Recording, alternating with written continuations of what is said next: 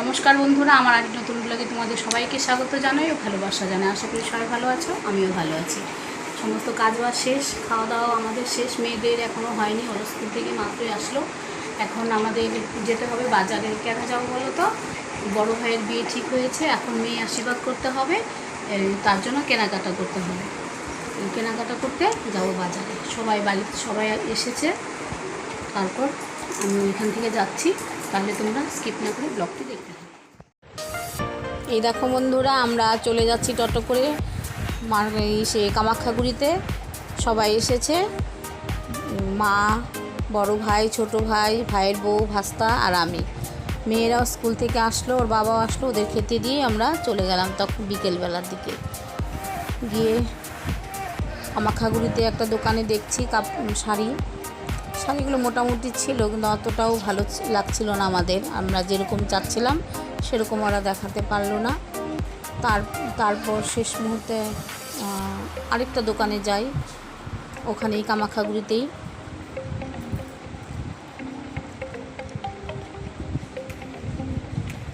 এই দোকানের কাপড়গুলো শাড়িগুলো সেই সুন্দর ছিল, ভালো লাগছিল, কিন্তু আমরা যেরকম চাচ্ছিলাম সেরকম পাচ্ছিলাম না। অনেকটাই আমাদের লেট হয়ে যায়। শাড়িগুলো দেখো, শাড়িগুলো ভালো ছিল, কিন্তু কালার কম্বিনেশনটা আমাদের ভালো লাগছিল না আর কি। লাল, বেশিরভাগই আমাদের লাল লাল দেখাচ্ছিল। লাল তো বিয়েতে পরবেই, তাই না? এর জন্য ভাবলাম যে সোনা কাপড়ের শাড়িটা একটু অন্যরকম হোক। তার জন্য সেরকমভাবে আমরা যেটা বলছিলাম সেটা পাচ্ছিলাম না। তারপর ভাবলাম যে তাহলে এখানে আর সময় নষ্ট করে কোনো কাজ নেই, কারণ আমাদের হাতে একদমই টাইম ছিল না। মাঝে একদিন শুধু ছিল। শাড়ি কেনার আগে আমরা গলার সেই মেয়েকে দেওয়ার জন্য সোনার জিনিস সেটাও কিনে নিই। সেখানে ভিডিও করতে দেয়নি, আমরা উঠাতে পারিনি। তারপর আমরা চলে যাই আলিপুরে। এই দেখো, আমরা গাড়িতে উঠে গেছি। তখন 5:30 পৌনে 6টা বাজে। তখন আমরা আলিপুরে চলে যাচ্ছি। ওখানে অনেক ভ্যারাইটিস রকম দেখাবে, সেখান থেকে ঠিকই আমাদের সিলেক্ট করতে পারবো। এই দেখো, আমরা আলিপুরে চলে গেলাম। এইদিকে আবার বীরপাড়া মাসি, তাকেও আমি ফোন করলাম যে মাসি তুমি একটু আসো, তোমার তো কাছাকাছি ওখান থেকে, তাহলে ভালো হবে। তাহলে মাসিও আসলো। তারপর আমরা সবাই মিলে চলে গেলাম কমল ভাণ্ডার সেই দোকানে। এই দেখো, ওই দোকানে আমরা ঢুকে গেলাম। সেখান থেকে এই যে শাড়িগুলো দেখাচ্ছে, অনেক শাড়ি দেখিয়েছিল আমাদের। সেখান থেকে এইগুলো আমাদের সিলেক্ট করার পর তারপর আমাদের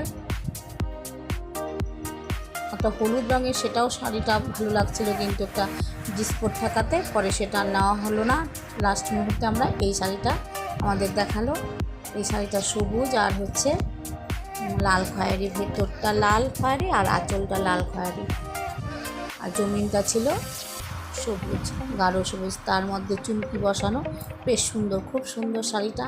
আমাদের তো খুব ভালো লেগেছে। তোমাদের কেমন লেগেছে, শাড়িটা কেমন হয়েছে সেটা কমেন্ট করে বলবে।